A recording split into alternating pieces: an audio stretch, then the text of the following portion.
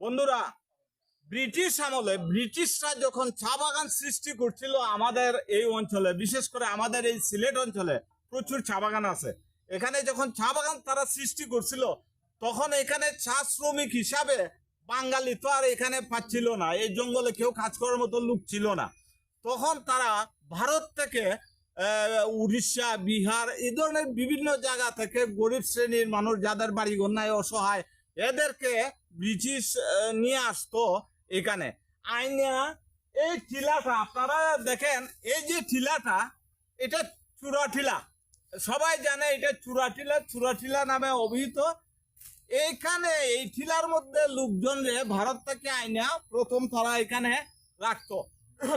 এক সময় তাদেরকে পর্যায়ক্রমে বিভিন্ন বাগানে এদেরকে ডিস্ট্রিবিউট করে দিত, যে এতজন অমুক বাগানে যাবে, এতজন অমুক বাগানে যাবে, এভাবে এদেরকে পাঠাই দিত।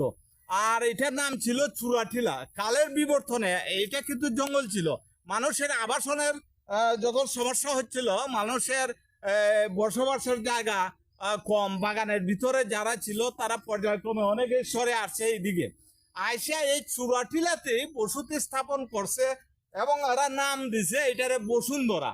এবং তখন ঢাকাতে যে বসুন্ধরার